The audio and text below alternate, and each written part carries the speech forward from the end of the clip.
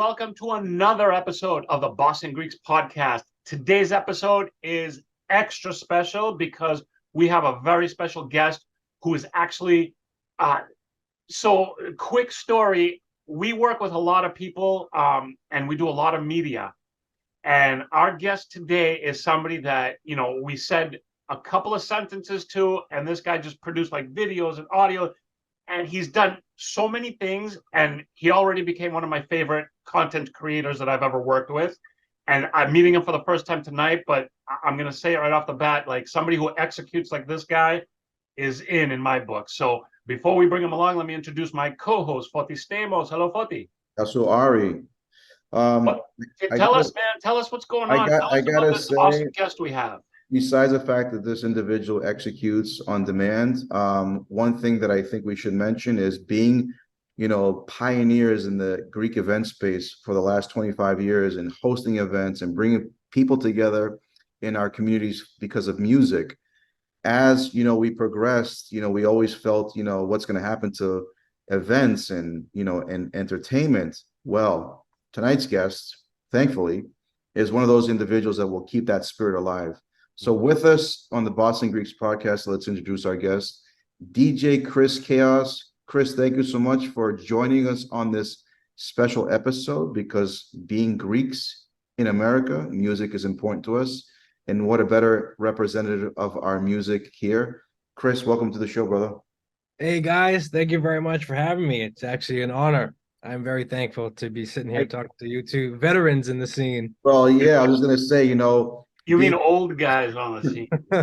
being part of assisted living, we're always, for me, it's refreshing and I love it when I see the previous generation being just as passionate as we were to continue. And the fact that what you're doing makes me feel proud of us being Greek Americans and keeping the culture together through music. 100%. I agree, absolutely. It's something that I'm happy to carry the torch with and to keep the scene alive and keep it going. Things change here and there. The music might be a little bit different, people might be a little bit different, but the core and the fundamentals are all the same, and they're always going to be there. And I'm happy to continue that tradition.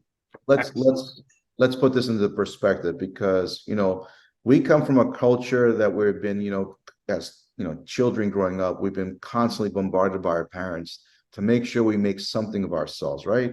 They push us into different studies, push us into different professions, make sure you become this, make sure you become successful. But at the same token, there's some of us that regardless of what we do for our profession, we still want to pursue our passion. Right. So before we get into your passion of music, tell us a little bit about where you grew up as a Greek American. What was it like as a young Greek American, and what led you to music? So I lived in Waltham, but I was all over in and out of the city growing up. I was barely ever home. Um, my parents themselves weren't so much into music, but my papu was a musician. Cool. He was a drummer. He was in a jazz band and a Greek band, and he played at all the festivals. Woburn, that's a big one. Woburn, Lowell, Cambridge, everywhere out in Western Mass. He played at a lot of different places. And growing up, when I'd go over for Sunday dinner, he'd have his bandmates there in the back drinking ouzo, whatever they were doing at his homemade bar, and he'd have his whole band set up. He had a recording studio in his house, and I just immediately grew fond of all that. And just to see the culture behind it too, them just happy, all sharing the same passion. Every time I'd go over there, listen to their stories about things, and I grew an interest in playing drums as well. And when I was, 7, 8 years old, going, in elementary school, my father got me a drum set, and I started to tinker with drums a little bit. But my passion mainly was the music itself. Yeah, I like to play. I didn't really have the rhythm that my papu had, but I was, I really enjoyed the music, and I wanted to be part of that culture, no matter what that meant. And also with that culture, going to festivals and seeing him play is dancing, right? I mean, the traditional Greek dances and dancing in general is a huge part of that. So I always had an eye for dancing as well. They kind of went hand in hand. And once I kind of got out of my adolescent stage and got into junior high and high school, I really got big into dancing in all styles. And what really caught my attention, surprisingly, was breakdancing. So For somebody your age to say that is like so cool for us to hear, because like yeah, that's a real big part of our young youth childhood. I mean, that's like what really like that's like the first time I ever saw something that wasn't Greek that I thought was cool when I was really young is breakdancing. And I never expect the younger generation to even care or even know what the hell breakdancing is. So that's really awesome. right. So the year was around 2005, and it had gone away for years, and it went back to underground. It wasn't like the main thing anymore. But a movie called You Got Served had just come out around that time, I think like 2004, and it kind of resurfaced a little bit. And when that came out, it definitely sparked my interest and a lot of my friends. And we just got hooked on it, and we started learning that. And at school, we'd be in the cafeteria in the corner of the room, getting in trouble for doing it, but whatever. I mean, it just took over our lives. And uh, carrying cardboard around and playing it like doing it at like the basketball courts of all the parks. And then we got into battling, the competitions with one another. And then eventually, as the older I got, I started competing, performing shows, performing for schools and other kind of events. So dancing was huge. So listening to music and dancing was big for me. I was captain of my high school dance team, doing choreography for them, mostly hip hop and breakdancing and stuff. But and then when I went off to college, same thing there. But after a while of doing it, there was only so many songs that we could dance to, and we kind of got tired of it all. And what they were playing on the radio wasn't necessarily dance music. You could pick and choose songs here and there, but it wasn't really our style. It wasn't our flavor. So I, being a drummer, would be at home trying to come up with some rhythms or whatever, something we could dance to, but it wasn't really working for me. Like I said, I couldn't really physically play an instrument that well. But so I picked up a computer studio, like a program, a software called Acid Music Studio. This had been like 2006. And you could make drum patterns and typical basic beats and rhythms and stuff like that. So I started composing all these songs, like hip hop songs and stuff. And I would save them and bring them to practice, and everybody would love them. And then I'd start to incorporate songs that I already had. So I'd take a CD and rip the CD and like download it to the computer and start sampling parts of other songs, whether it was lyrics or instrumentals, whatever it was. And I started making my own mashups.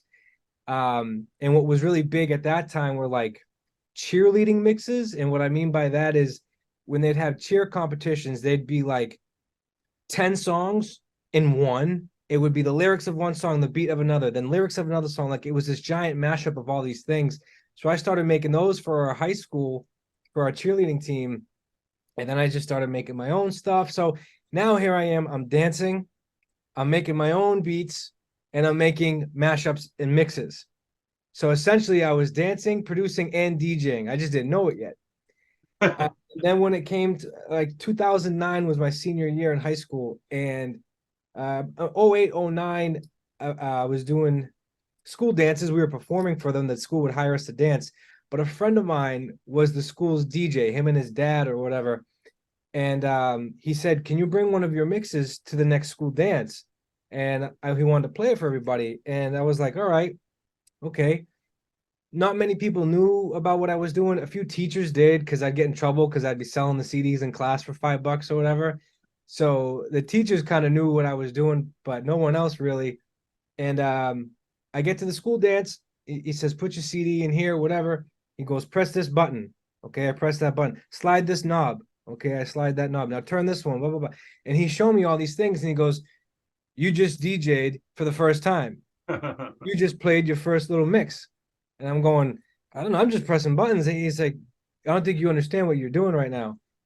And I was like, "All right, let me try again. Let me try again."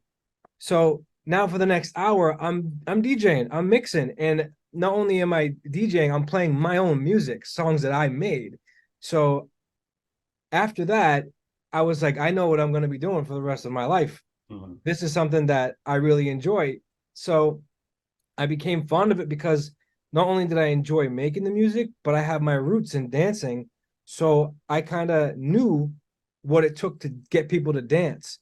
Because I did it myself. I knew what rhythms got people to dance. I knew what tempos and at what time to play it, like a scientific equation. I kind of knew everything, how to make it all work at the right time for the right people.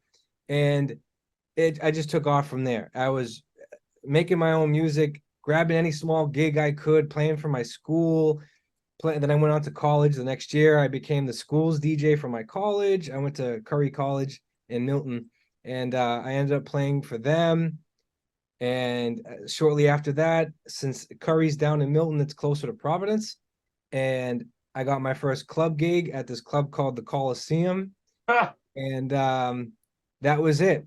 From then, I just everywhere I could, everywhere I wanted to, I just would go and play, and it that's it. That's how it all started. So it all came from breakdancing and the love of music from my papu and going to festivals, watching him play and getting involved into music and entertainment at the same time. And then hello. So, Chris, all right, okay.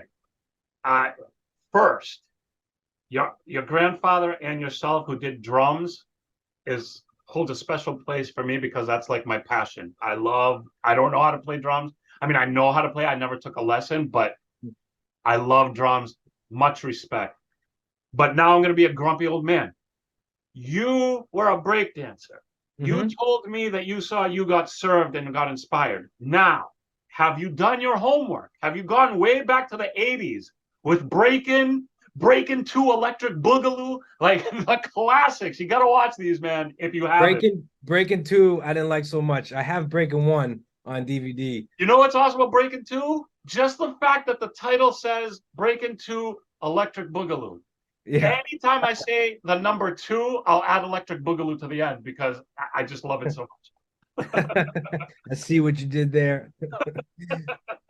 Yeah, I mean those classic movies. I mean, and I'm not from the 80s, I'm a 90s guy, but you know, I would heavily research all that stuff. I mean, the music, my mother, her prime was 70s and 80s too, so a lot of my inspiration comes from her, all the music she had in the house and the stuff she was listening to, all the cassette tapes and some records and stuff. So yeah, I mean, I don't know if I can't even pick off any artists at the top of my head, but a lot of it too is James Brown.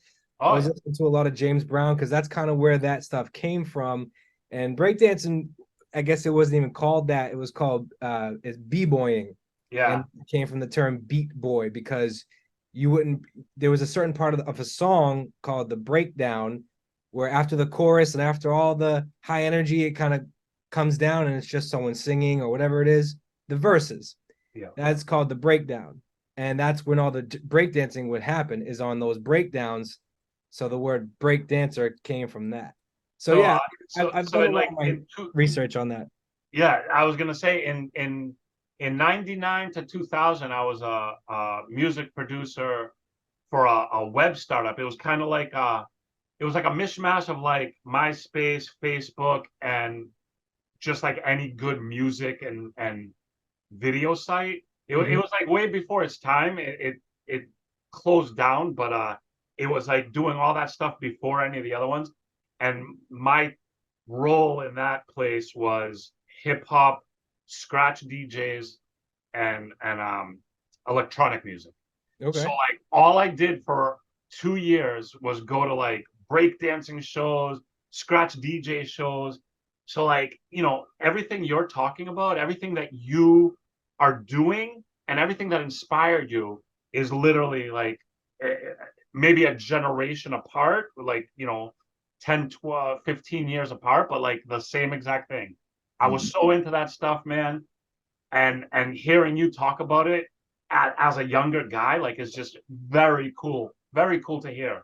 Like I said, carrying the torch. I mean, keep the tradition alive. You I have to, think man. I You have to. it mean, was, go ahead. if I can just, chime in and mention, you're speaking of an era, pre-technology, if that's the word to use, about what Oh, resources, pre-internet. right? Pre-internet, what actually even artists had access to. So the fact that artists back then in the 80s that, you know, for those of us that are listening who are in the same age group as Ari and I, which are in our 50s, right, Ari, is that I'm 70. right? We you know we grew up with Run DMC. We grew up with like LL Cool J, Cool Mo D, Michael Jackson. All these great artists of their time that actually were artists. They didn't have the use of programs and softwares to write music, right? So Mhm. the fact that actually this is you're tapping into an era. Well, uh there's a transition for the, and I think when Chris was talking about sampling stuff, he'd rip a CD and sample. Um, so for us, like when Beastie Boys' Paul's Boutique came out, that was like that blew my mind, and I didn't really understand why it blew my mind, but it blew my mind. I was like, there's something about I love the Beastie Boys, period, but like Paul's Boutique was something that I remember when it came out, and it was just something that stuck out. And then years later, one of my roommates was a audio engineer. I don't know what the title was. That was his major. He wanted to become a acoustic audio whatever engineer. So he comes home and he's like, dude, do you know anything about Paul's Boutique? I'm like, of course, I know everything about Paul's Boutique. It's like my favorite album. He's like, no, do you know like what goes into Paul's Boutique? Do you know what made Paul's Boutique what it is? And I was like, no, I have no idea.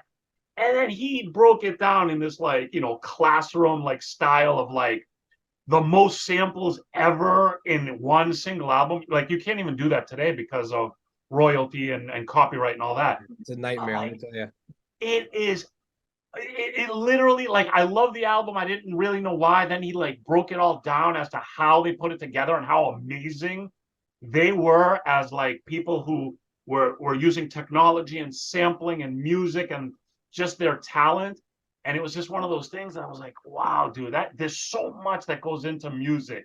You know, every lay person out there will be like, yeah, I like that song. But do you really know like what goes into it? I mean, a lot of people don't. It's like it's and especially with hip hop. Hip hop is like one of those things that I don't think garners as much respect as it should because there's a lot of stuff that goes into creating like the proper, you know, sound Maybe not nowadays, but we could talk about that later. like Modern day hip hop. Anyways, uh, yeah.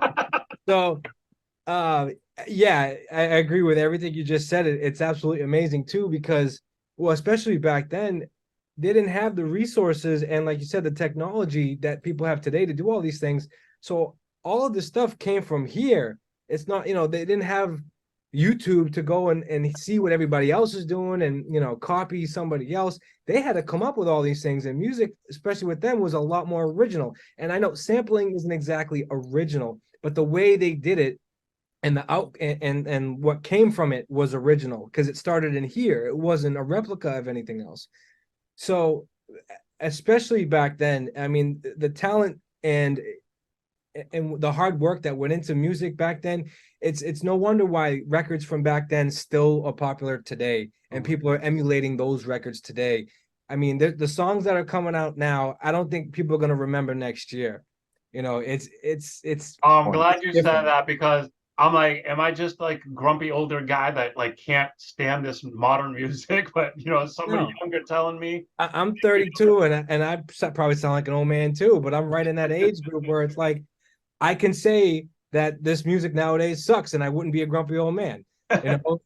It does rhythmically, sonically, a lot of this stuff. If this is the alley we want to go down right now, I'll be happy to talk about it. But I guess real quick, just to the tip of the iceberg here, um, time is not being put into music today because everything we live in an information world, right? We want everything now, now, now. We have to know, we have to have it. It's readily available with a click of a button or a tap of the finger.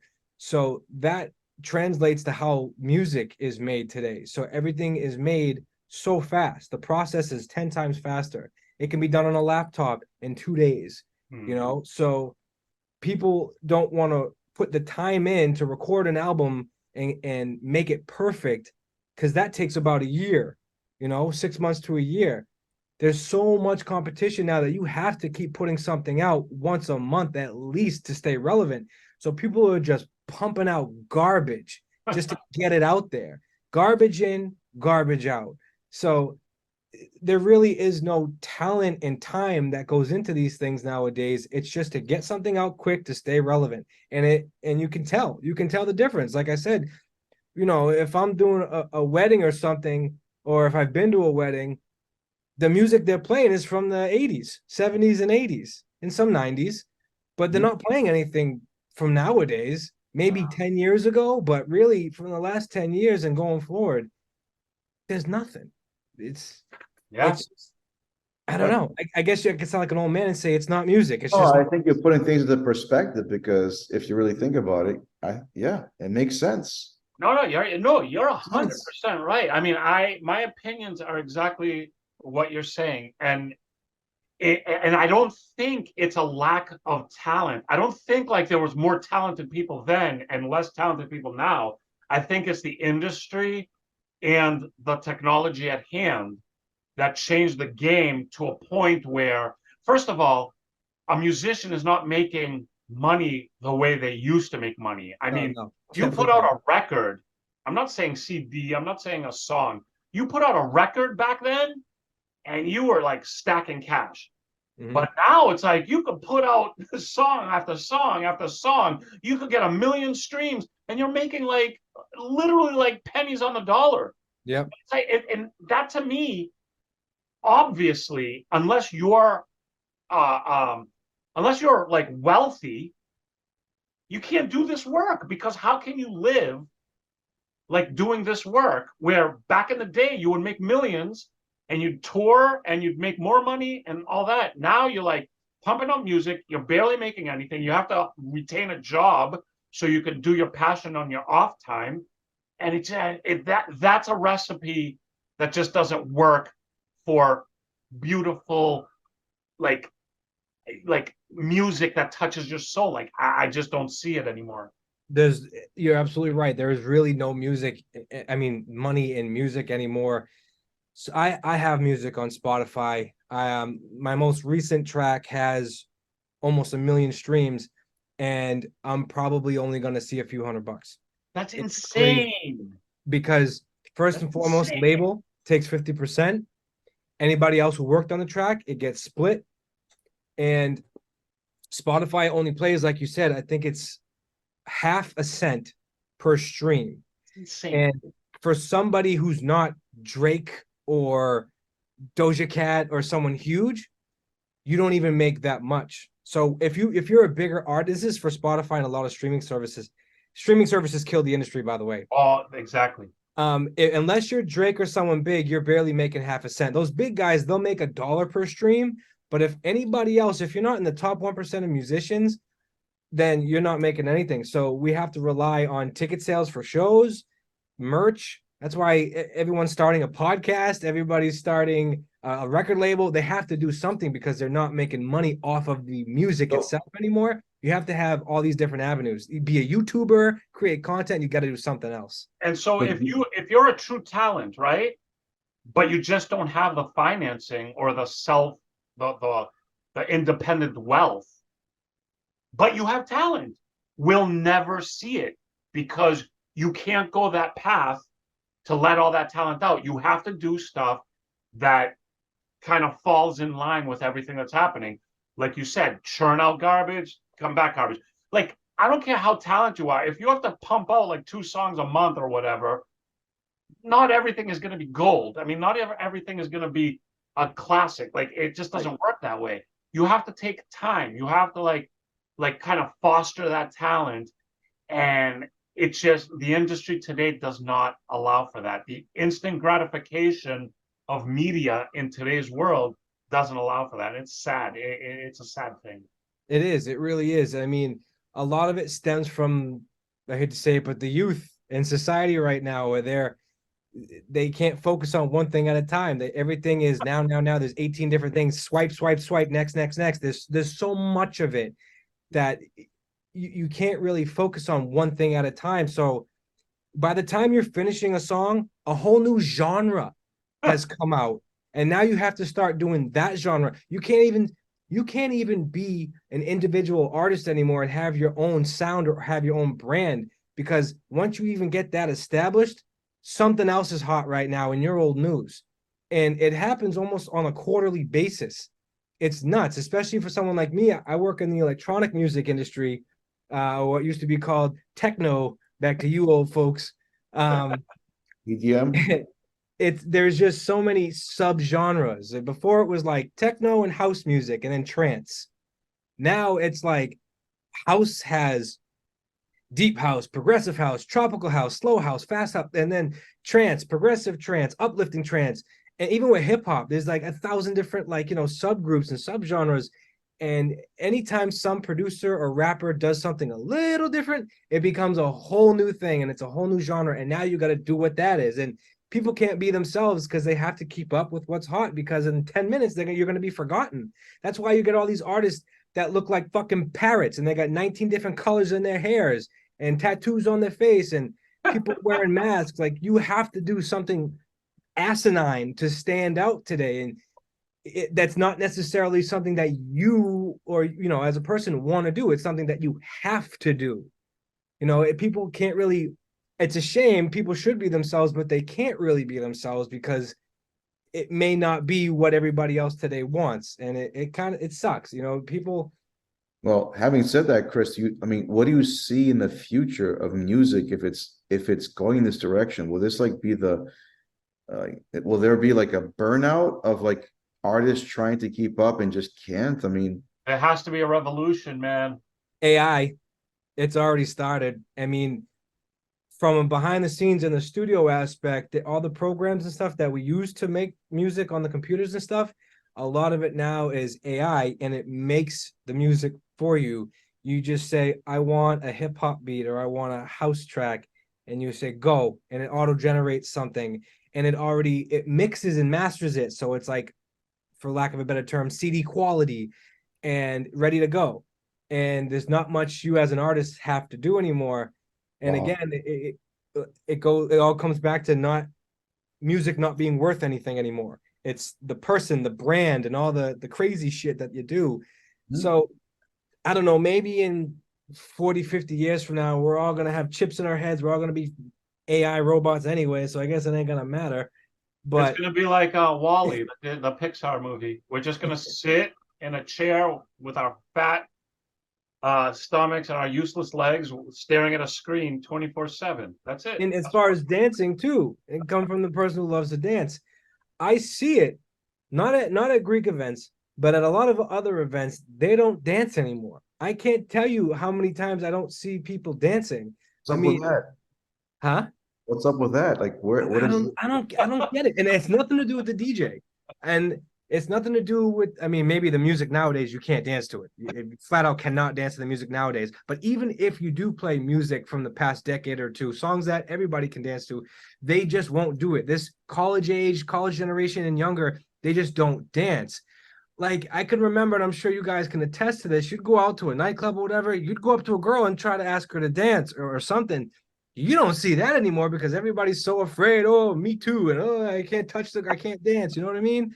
It's also the fact that everyone just communicates through a phone kills any guy's game. Like, how can you have game with a girl if you don't have to go over and talk to a girl? If you don't have to call the house and talk to her parents so you could ask if you could talk to her. Like, that whole thing is just gone, man. It's just like you have to say at events, no phones allowed. They got to check their phones and leave in their cars, I guess. That's what we should be doing, man. Events with no phones allowed. Oh, dude, imagine the dysfunction in that. Oh man, people would anxiety that's going to be created. People don't. The problem too is people can't focus on the now. Right. They're focused on the next thing, whatever, or they. You take a phone away from somebody, and it's like they get brought into the real world for half a second, and they're like, "What do I do with myself?" It's crazy. Man. Chris, you're like a breath of fresh air to me, man. I love hearing somebody in their 30s saying it how we perceive it. But again, me and Foti and I, we talk about this stuff, and I'm usually like, Foti, yeah, grumpy old dude, just shut up, like nobody cares. And he says that back to me. But you know what? It's refreshing because I think a lot of the stuff that we think, yeah, an aspect of it, yeah, is just age difference. But there's other stuff where I really think it's fact, and you're basically saying it how it is, and it's refreshing. I'm glad that you have kind of a good head on your shoulders. You kind of understand like the depth of what's happening now, and it's good that young people can grasp what's happening. It's getting to a point where it's like just obvious now. I mean, back to what you're saying about an app and people not talking to each other. A couple years back, I was playing at this Greek lounge in Brighton. I can't remember the name, but the owner there, Dimitri, was talking to me and he said, "Let me introduce you to this woman." And this attractive young woman, whatever, was there, and she's there promoting her new app. And I'm like, okay. She's like, "You ever heard of," I can't remember the name, and probably better I don't say it. But, oh, whatever. It's called Paper Plane, but it's spelt differently. And I'm like, "What's this?" She goes, "Well, you log in, you make an account, whatever, and you turn on your location. First things first, I ain't putting on my location anywhere. Second thing is, it picks up everybody who's in that bar or in that club that has that app, and you can send them a note. And on the note, you could put, 'Will you dance with me?' or 'Do you want a drink?'" And she's explaining this to me. And then the owner and I are looking at each other like, is this girl on crack? And we go, "Why don't you just go up to the person and say hello? What, they're across the bar? They're 20 feet away from you, and you can't walk up to them and ask them if they want a drink or if they want to dance? You really need an app to do that?" I'm going to go off the rails, but I'm going to try to Do calm it. myself down a little bit. But you mean to tell me, as people, we can't even communicate to one another? It's getting that bad that we have to rely on technology just to talk to somebody? Yes. What the hell is happening? And it's only going to get worse, especially with AI, because now they're not even going to need to go out. They're going to sit at home and talk to a freaking a bot, and I'm going to tell you two quick things. A friend of mine has a teenage son, right? And he's always telling me, he's like, "These kids, man, they don't go anywhere. They don't go out. They don't do the crazy stuff we used to." And my son, and he was telling me this. My son came up to me and he's like, "Dad, I'm going to watch the football game with my friends." And he's like, "Yes, thank God. Go watch the football game with your friends. Like, this is awesome." So then, his son leaves and he goes downstairs and he sees his son in the living room by himself. And he's like, "I thought you said you were going to go watch the football game with your friends." He's like, "I am." And they were all on their phones watching the football game and talking about it. And he's like, "Why do you go over there? It's like 2 blocks away." He's like, "No, dude, I'm good here. Like, we're all talking. And it's like, that's just bizarre. It's like, yeah. like, and then I see my son who's 4 years old, and he watches videos of other people like playing games or playing video games or unboxing stuff. And I'm like, I remember when online shopping first started, and I was like, when I buy something, I need it in my hand right now. Right. I can't wait 2 days. And then I see my son, he's not even playing with stuff. He's watching other people play with stuff, and he's happy. That's like so bizarre to me. Yeah, especially with the whole gaming thing with like Twitch, that whole exactly platform. Watching people play video games, and it's like, I remember when I was a kid, if there was somebody in the room playing a video game, I'd be like, "Can I have a turn?" Then, gentlemen, I think that what the both of you are saying is we need to hang on to what's left before it's all gone. I mean, what we used to do. Well, Forty, to your point, I'm going to say something. If you're a student of the history of music, especially pop culture in America, you'll see that there were revolutions. They weren't called revolutions. You can't like really state that they're revolutions, but they were revolutions. And we're talking about rock and roll in the 50s, where every parent and radio station was like, "Oh my God," but the kids loved it. And then you're talking about 60s with like the hippie and free love and all that crap, and another movement. And then in the 70s, people were just so against the corporate bull, and punk came out and it was like, fuck you to everybody. Like, we're doing what we want to do. And then hip hop hit, and that was like a subgenre that just like exploded. There needs to be a revolution, man. There Yeah. needs to be a revolution that brings it all back to something of substance. I put my money on Chris. I Put my money on Chris. might not win the popularity contest when it comes to that stuff, but I'll do what it takes to get it done. Let me tell you. Even if it's behind the scenes, as long as it happens. But oh man, we could talk about this forever, man, because I think we all kind of see the whole evolution. Well, Right? you know what, Puppy? We got to bring Chris back.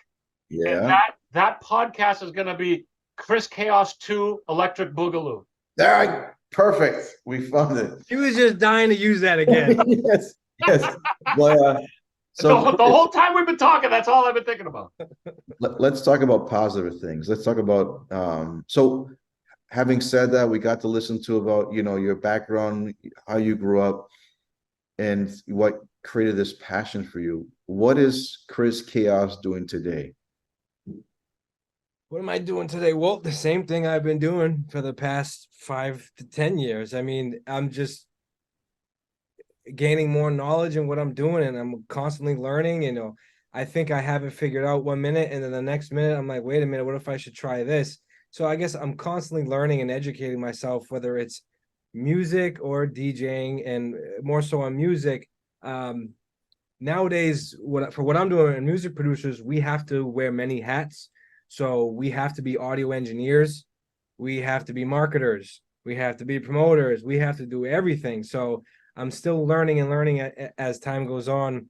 And like we said, technology's changing. So there's all these different ways of doing things. So it's just a journey. And I don't really, if I ever start to plateau and things get boring, I'll try something new just to keep the juices flowing.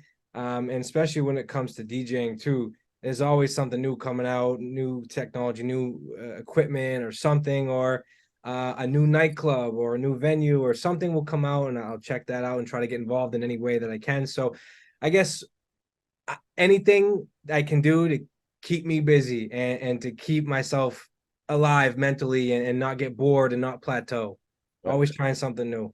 Well, having said that, Chris, let's also let our audience who's on the local level, speaking of keeping things juicy and fresh and new experiences, you're going to be actually being featured on an upcoming night. For those that are listening early enough, you're going to be doing an appearance in Boston in the South End, Saturday, October 28th at Ilona. You'll be the guest DJ for that night, spinning some of the hottest Greek classics, mixes, the latest music. But I just want to let our audience know that for those of you that enjoyed listening to Chris, along with the rampage between Ari and myself, here's an opportunity to come out and see Chris live in person at Ilona on Saturday, October 28th. We kick off at 10 o'clock. I'll be there as well, if that matters. I don't know if I'll be on my phone, so I'm not really going to pay attention to anything because I'm just. You can stay outside and we'll talk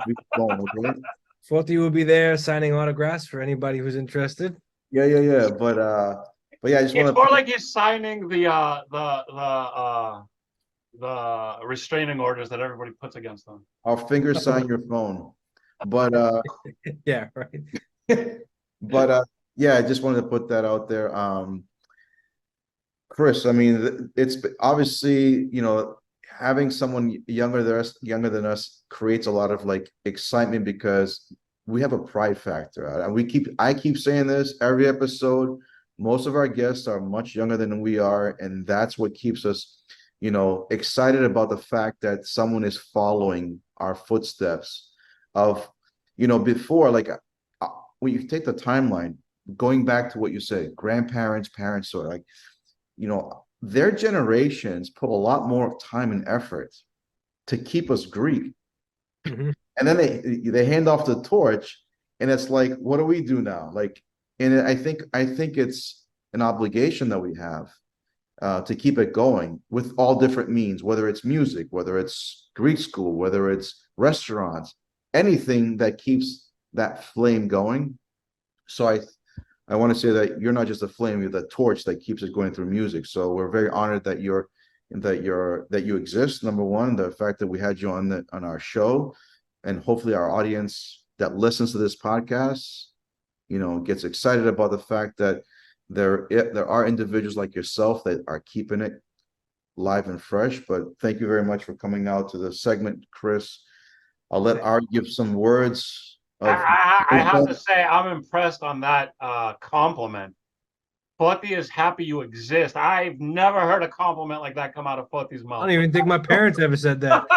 Well, think about it. Like, we come from a background of being like we have memories and experiences of some of the greatest times of all times of being Greek Americans Yeah. with artists. We were in a perfect storm, Foti.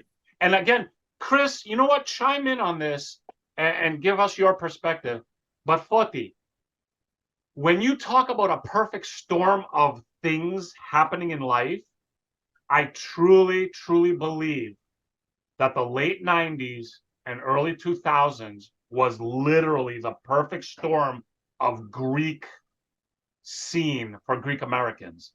Like, that's like you're post like the immigration and like, the Greeks all sticking together in church and stuff like that.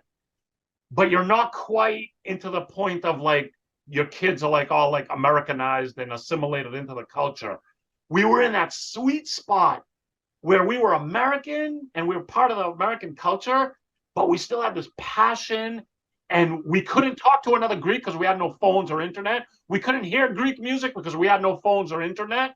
And we had to go out to party and see other Greeks and hear Greek music. Physically, we had to be out there.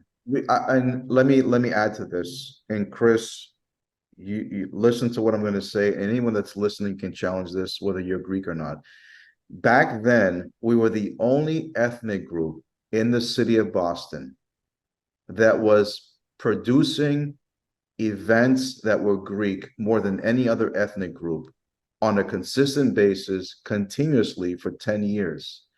If you look at all the venues that were in the city of Boston, if you take the scheduling through the week, there were Greek nights Wednesdays, Fridays, Saturday, Sundays for 10 years consistently, that were patronized to the point where these nights were thriving, they were busy, and you take a look back and there's no other ethnic group. If you went to a club promoter at that time and you said, I want to do a Greek night, they're like, whatever you want, do it, because they knew the Greeks would come out. They knew the Greeks would party. They knew everybody was going to talk about the night. They knew the bar was going to make a killing. It was just such a sweet spot. Now it's all Latin night. Yeah. It's all Latin that's night it. Yeah, that's true. I mean, that's not bad. I mean, I like Latin night, but we're a Greek podcast. We're Greeks. We're talking about the Greek scene. We're just so definitely around that time too. I mean, I wasn't of age, but I was still involved. I knew people that hung around. I mean, I was getting into 21 places. I wasn't drinking or nothing, but I was still. I had a maybe. But I had a mentor that I think you guys both know, and who actually the one who introduced us. Absolutely. I was following him around, and I was only in my teens, and he was taking, and this was mid 2000s, and he was taking me to all these different Greek nights and like the Easter ones we'd have and all that stuff. And I just remember thinking like I never heard or seen any other ethnic group doing as much as Greeks did, whether it was festival, nightclubs, restaurants, all of it. It was a thing. I mean, everybody wore Greek pride t-shirts. You had the flags hanging from the rearview mirror. It was huge. I think if to your point too, Chris, we have footage, we have photo galleries, we have video footage of those holidays, whether it was pre-Thanksgiving, Thanksgiving, Christmas Eve, Christmas. I love them. Right? There are venues that we took over on Lansdowne Street, whether it be Avalon or Embassy or Modern, whether it be the Roxy, that there were thousands, 1,500 plus people coming out celebrating and having a good time to Greek music amongst all of us together. And when you see, like when I see those images or when I go back to them, I get goosebumps. I'm like, wow, like it, we take it for granted of like who we are as a culture, but we pulled off some fantastic things in Boston. I'll speak about Boston Well, you that know I what? You know what? Forget all that. That was the past. Chris, you got to do something. Bring it back, man. DJ at our Greek night. Do whatever you can do. Bring it back. Bring that's something back because it's like that's we need this, man. that's the name of your tour, Chris. Bring it back. Well, I was thinking, Impact I was tour. thinking, you kept saying keep it this, keep it that. I think the new name should be keep it Greek. Ah, do it. Hashtag keep it Greek. Keep Let's it do Greek too. Electric Boogaloo. Wow, this has been lots of fun, boys. Yeah, dude. We need to bring Chris back. Do some youth like music, kind of Well, let like. me add this, Ari. For those of you that listen to our podcast, Chris will be releasing some, thankfully, playlists for Greek AF Radio. So download Yeah, the we actually started. So when we started Greek AF Radio, we had DJs and this and that. It was so difficult getting people to actually do stuff that we just like we're like, you know what? It's just not worth the trouble because it's so hard to get people to execute. Um, when we asked Chris briefly, like, can you do something? Not only did he do it, um, not only did he post videos on social media, like everything that we appreciate from professionals, Chris did. And we actually started a section on Greek AF Radio specifically because Chris kind of came into the fold with us. And that's big for us. That's big because we don't do that normally. And we just saw a young guy who's obviously talented, but again, talent is this much, but executing, actually coming through with whatever you say you're going to do and actually doing it, that's huge for us. And Chris is that guy. So we're real proud to have him on our podcast. We're real proud to create a section because of his inspiration. He inspired us to create this section called Hanging with the DJ. You could see that on Greek AF Radio. So basically, Chris is one of those dudes that he's basically just like us, just much younger. It's an honor to hear those words. I mean, I really appreciate that. I mean, and I'm just doing what I think is right.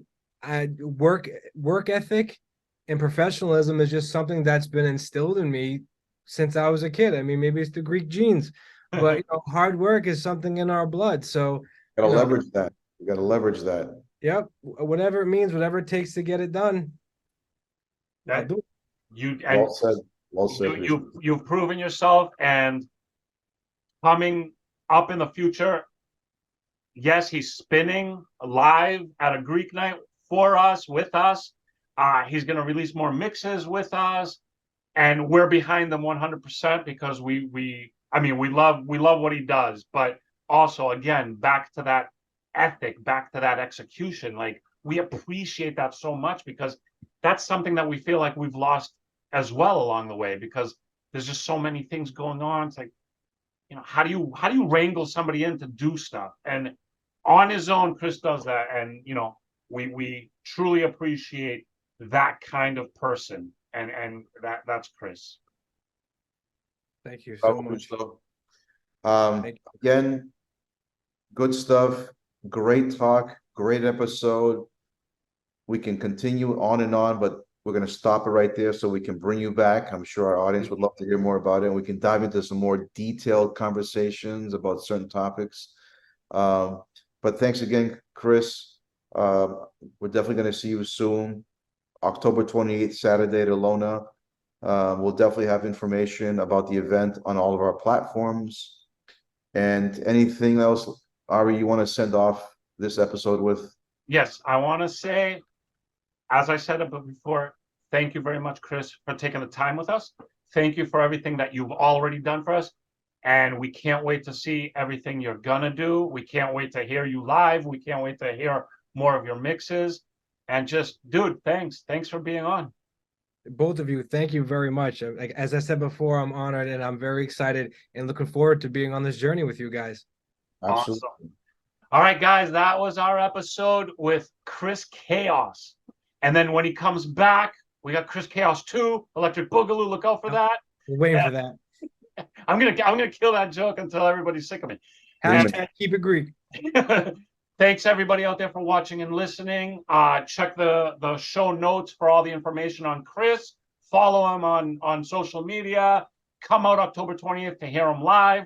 If you're listening or watching this after October 28th, just stay tuned for all the information and we'll have it. So thanks everybody. Thank you, Foti. Thank you, Chris, again. Thanks everybody out there.